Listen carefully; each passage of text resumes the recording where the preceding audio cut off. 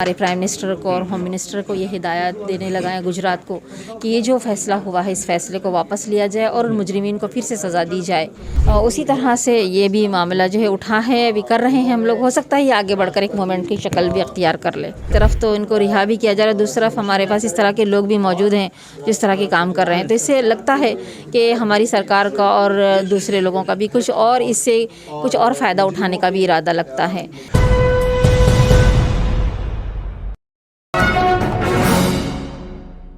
बिल्किस बानो के इंसाफ की जो मांग है वो लगातार उठ रही है और आज जमाते इस्लामी हिंद ने भी इस पर एक लेटर जारी किया है जो कि देश की प्रेसिडेंट के नाम जारी किया गया है। सबसे पहले तो ये आपको बता दूं कि इन लोगों ने समय मांगा था मिलने का। जो महिला विंग है जमाते इस्लामी की, उसकी जो सेक्रेटरी हैं, उन्होंने समय मांगा था, अतिया सिद्दीक़ा, जो कि हमारे साथ इस वक्त मौजूद हैं, लेकिन समय नहीं दिया गया और उसके बाद इन लोगों ने लेटर भेज दिया। क्या इनकी मांग है, क्या डिमांड है, वो सीधे इनसे ही जान लेते हैं। आपसे सबसे पहले ये जानना चाह रहे हैं कि क्या प्रेसिडेंट से आपने मांग की थी और क्या डिमांड की थी मिलने के लिए और क्यों नहीं मानी गई? एक तो हम लोगों ने 21 अगस्त को हमने एक लेटर लिखा था और उसमें हमने ये मांग की थी कि प्रेसिडेंट साहिबा से हम लोग मिलना चाहते हैं और उनके साथ ये जो बिल्किस बानो का जो मामला हुआ है उस बारे में हम आपसे बात करना चाहते हैं। लेकिन उसका कोई जवाब हमें नहीं आया। अभी हमने अब तक इंतज़ार किया और हमने फिर एक और लेटर मेल किया है जिसमें हमने ये मुतालबा किया है कि चूँकि हमारी जो अभी प्रेसिडेंट है वो एक वुमेन है, एक लेडी है, एक लेडी और लेडी का अच्छे से दर्द को महसूस कर सकती है। तो हमने ये चाहा कि इनके ज़रिए से हम हमारे प्राइम मिनिस्टर को और होम मिनिस्टर को ये हिदायत देने लगा है गुजरात को कि ये जो फ़ैसला हुआ है इस फ़ैसले को वापस लिया जाए और उन मुजरिमीन को फिर से सज़ा दी जाए।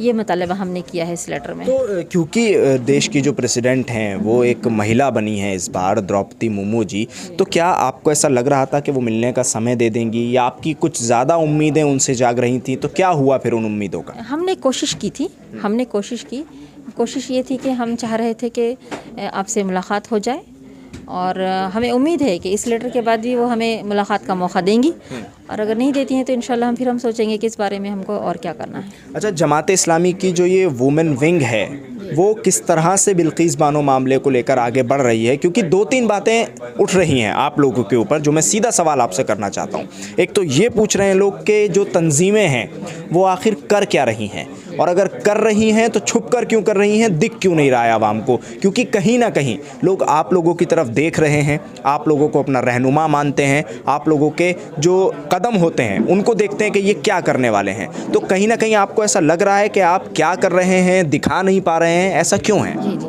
देखिए इस सिलसिले में तो हमारी कोशिशें जारी हैं और दिख भी रही हैं कि हमने अकेले तो नहीं किया, लेकिन हमने सारे NGOs के साथ मिलकर जितने भी हमारे बड़े बड़े शहर हैं, और जैसा कि जमात इस्लामी हिंद जो है ये पूरे ऑल ओवर इंडिया में है, तो हमने सारे बड़े शहरों में सारे ही NGOs के साथ मिलकर हमने प्रोटेस्ट किए हैं, जगह जगह प्रोटेस्ट हुए हैं।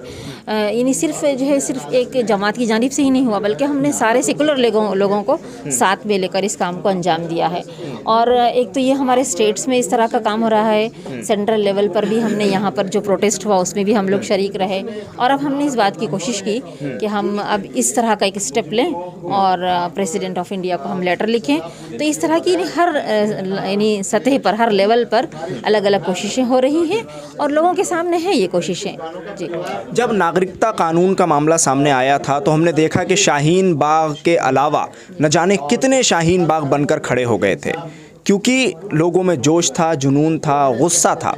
आज एक बिल्किस बानो का मामला है, लेकिन कहीं ना कहीं ऐसा लग रहा है जितने प्रदर्शन हुए हैं उसमें तादाद देखकर लगता है कि 0 कुछ % की तादाद आपको नज़र आ रही है। उसके अलावा लोग सड़क पर नहीं उतर रहे। क्या खौफ है, डर है, आप लोग उस डर को निकाल नहीं पा रहे, या कहीं ये मान लिया जाए कि आप लोग खुद खौफ में हैं?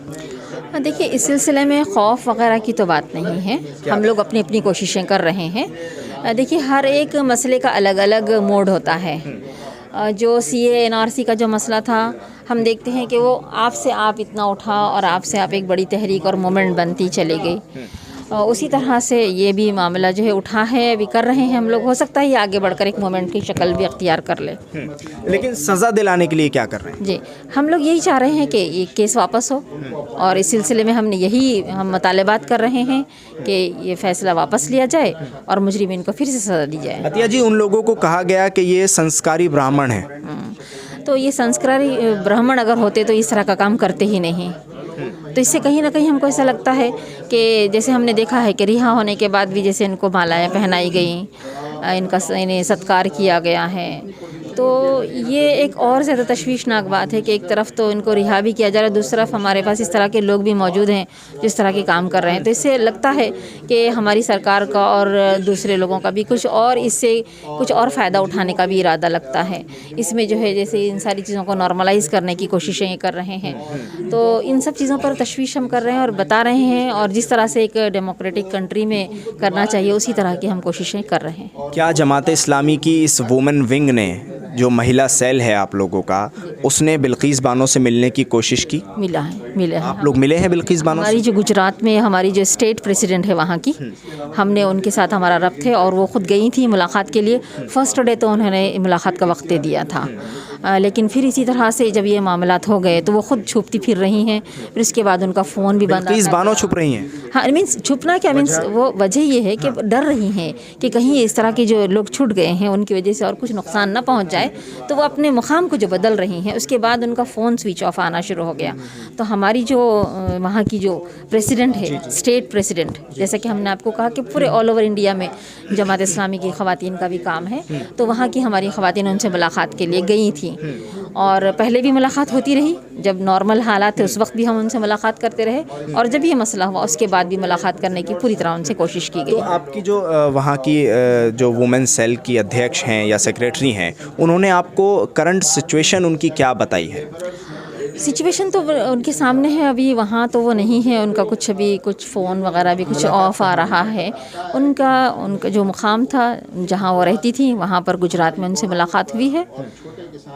इस केस के बाद मुलाकात हुई है? जी, उनके शौहर से भी मुलाकात हुई है। आपने देखा होगा कि हमारी एक और NGO है, उम्मुमा सोसाइटी हैदराबाद की, खालिदा परवीन साहिबा, वो भी वहाँ पहुँची थी, और उनके साथ हमारी जो वहाँ की प्रेसिडेंट हैं वो भी वहाँ जो है उनके साथ शरीक रहीं, और उनके शौहर के साथ मुलाकात हुई, बातचीत हुई, सारी तफसीलात रही उनके साथ, और उनके बच्चों के पढ़ाई के सिलसिले में या फिर उनके रिहेबिलिटेशन के सिलसिले में हम क्या कर सकते हैं उस सिलसिले में भी बातचीत हुई। बड़ा झटका लगा है। हाँ ना, इतना बड़ा ये जो हुआ है इंसिडेंट्स, ये सभी के लिए झटका है ना, सिर्फ उसके लिए नहीं बल्कि हम सब के लिए है ये। चलिए, शुक्रिया बातचीत करने के लिए। हमारे साथ अतिया सिद्दीक़ा मौजूद थी। उन्होंने कहा है कि बिल्किस बानो से मुलाकात हुई है। जमात इस्लामी की जो गुजरात की टीम है उसने मुलाकात की है, और क्या कुछ हालात हैं वो आपने सुन ही लिया होगा।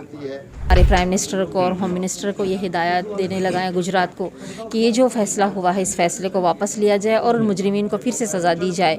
और उसी तरह से ये भी मामला जो है उठा है, अभी कर रहे हैं हम लोग। हो सकता है ये आगे बढ़कर एक मोमेंट की शक्ल भी अख्तियार कर ले। तरफ तो इनको रिहा भी किया जा रहा है, दूसरी तरफ हमारे पास इस तरह के लोग भी मौजूद हैं जिस तरह के काम कर रहे हैं। तो इससे लगता है कि हमारी सरकार का और दूसरे लोगों का भी कुछ और इससे कुछ और फ़ायदा उठाने का भी इरादा लगता है।